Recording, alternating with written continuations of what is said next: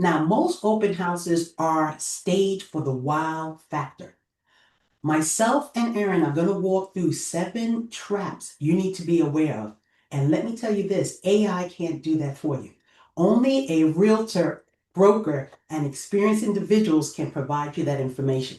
So, Aaron and I are going to also let you know. So, hold on. Step number 4, we're going to give you a specific issue that will or may block your loan. Let's start with trap number 1. It smells too good in here, Aaron. Smells like a 5-star spot. What could that mean to our buyer? So, when you walk into a home, you do want it to smell nice.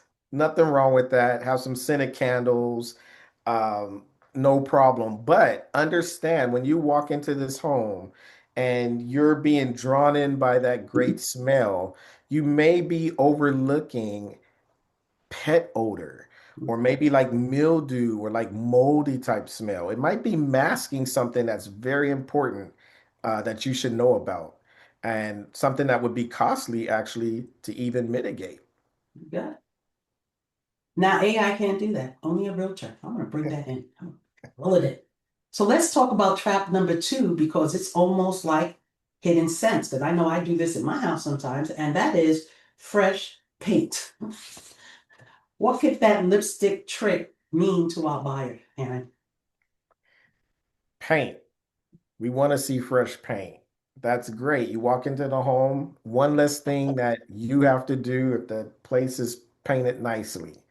However, it could be hiding some cracks in the walls, maybe cracks in the ceiling. Mhm. So the paint, although it's nice, there's nothing wrong with having fresh paint. Mhm. Understand that there might be some cracks that you are now no longer aware of. And those cracks could actually be related to a foundation issue, as an Mhm. example. Maybe there's some major settling going on that, again, you aren't able to see because of the paint hiding those cracks. And see, this is why you have a lot of buyers going to open house without their realtors. And that's fine. But as Aaron is pointing out, their eyes, so I do loans, right? But I don't see what he sees when he goes into this open house. All I know is that I could buy some paint, slap it on, and it could potentially cost me $10,000 in repairs later, right? That's the purpose of having a good realtor. Let's talk about trap number 3, Aaron. Why does a house look like it's a steal on Saturday, but then it leads to like a bidding war? I have been seeing a lot of homes in this market that are priced low. Mhm. When I run the comps and then I see the price of this home is priced really low. And that's attractive. It brings a lot of people in. They Mhm. get excited. Oh, I could get this home for so much less than what the market value. It's a strategy in many cases, especially in a buyer's market. You do want to attract a lot of people. A listing agent does want to have a bidding war. It helps their client. However, the price should be within reason. Like it shouldn't be, 100,000 or plus less than the market value. And if it is, just understand that you're most likely not going to get the house for that price. Mhm. Set your expectations to more than likely you're going to be paying market value. Because again, when people see something much lower, they all rush to it, and buyers end up bringing the price to where it ultimately should land. So that's very important to know. So, so the listing price is marketing, right? My biggest concern for our buyers is we don't want them looking at property that they potentially may not be able to afford. So to me, that's most the biggest critical trap. And that's why you need to contact your realtors to say, hey, these are the homes I'm looking at. Can you take a look at the comps for me?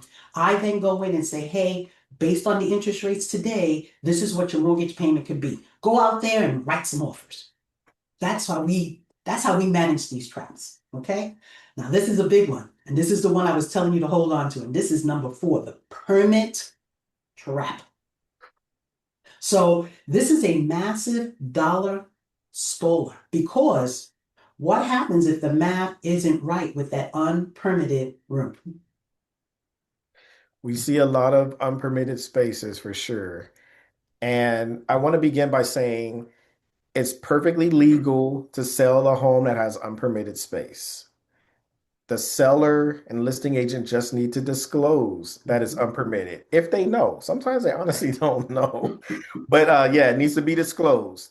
Now, on the buyer side, what I tell my clients is this. An appraiser is going to go in, do the appraisal, and if they catch that there's unpermitted space, they're not going to give value to that unpermitted space. So that means your accepted offer price may be higher than the appraised value. Mhm. Now, what happens when that occurs? Mhm. There's a gap. So let's say there's like a $20,000 difference between the accepted offer and the appraised value. The seller's going to say either, hey, make up the whole difference. The seller may come down to the appraised value, or they may say, let's meet halfway.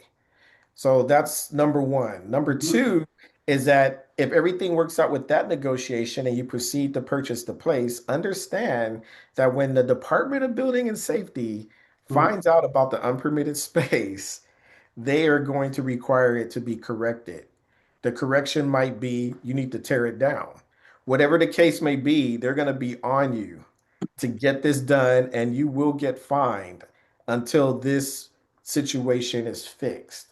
So you definitely want to know what you're getting into when you're buying a home with unpermitted space. Ultimately, you're going to want to fix it and Mhm. and get it permitted. Right. And the interesting thing about that is that it could potentially stall your loan because Aaron is telling you there's a gap. Where's that money coming from? Because if the appraisal comes in one amount, we're only going to give you the loan amount based on what the value is, right?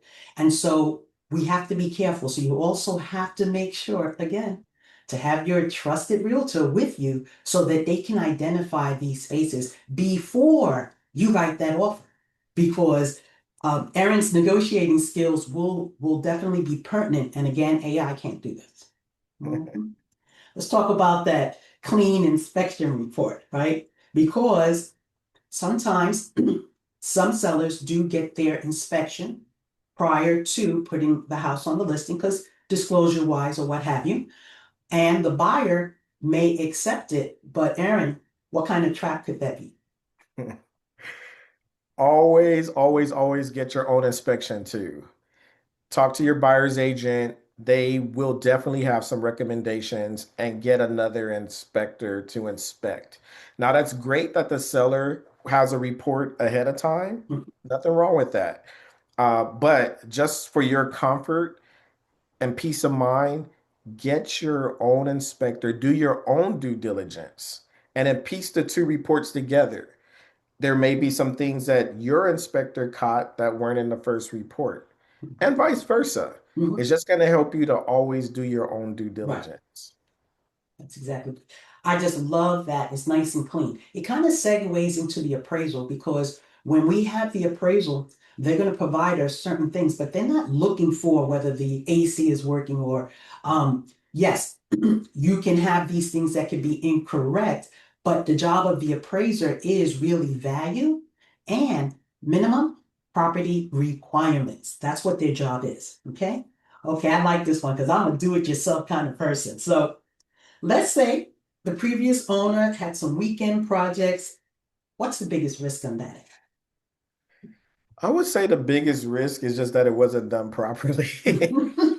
Uh, a lot of times people, and it's great, they want to get out and try something new, get on Mhm. YouTube and just follow the plan. But I've seen time and time again just shoddy work. Mhm. You'll see floors. A lot of times floors Mhm. are bubbling, stairs where they install flooring for the stairs. You'll see the trim coming off. A lot of the DIY projects I see is related to flooring, Mhm. amongst other things. But the problem is that if it's not done correctly, Mhm. now you're going to have that fixed and taken care of out of your own pocket if the seller's not willing to give you a credit for it. Another thing is sometimes things are done without permits that actually require permits. So the do-it-yourself projects, again, Mhm. hey, this seller was supposed to get a permit. They're like, oh, I'll just do this myself. It's okay. Nobody will know. There you go. Now you run into that issue again. See, and again, this is why you should have your realtor with these open houses because Aaron sees things differently, right? That could lead to dangerous hidden expenses for you as a buyer. Let's go to our last trap, number 7. Okay? It's drainage and water flow. This is the most expensive issue that it isn't even out, not inside the house. What are you looking for when you deal with the dirt and the slope? It's very, very important that water does not have the opportunity to flow towards a home. Mhm, And, a lot of times you may go to a home, you'll see beautiful garden, you'll see beautiful landscape, the dirt, the soil with the nice flowers or the grass, it's right up on the home. Now, guess what? The grass is getting watered, the plants are getting watered, and there's no space mhm, between that landscaping and the home. And now this water is being allowed to flow towards the home exterior and then go straight down into the foundation. And that is something that you do not want to happen. And over years of that, mhm, it will eventually erode and cause damage to your foundation and obviously the exterior of your home. So what we really want to see is drainage or slopage that's causing water that when it falls from rain, it'd be nice to have rain gutters, by the way, mhm. with the downspouts that push away from the home, and then drainage or slopage that goes away from the home. So anytime water comes down, it's pushed away. That's what the ideal situation is. Well, I don't know about you, but I'm gonna go check my stuff right now with this video, find out what's going on. So we want to hear from you. So, what is the weirdest cover up you've ever seen at an open house? Let's talk about that, and I want you to put it in the comments. So, whether you're buying in San Diego, Aaron is in Los Angeles, we are here to make sure that those 7 traps, as a realtor, he's going to protect you. Aaron, thank you so much for your time. I appreciate you. Thank you, Kathy. Very good seeing you.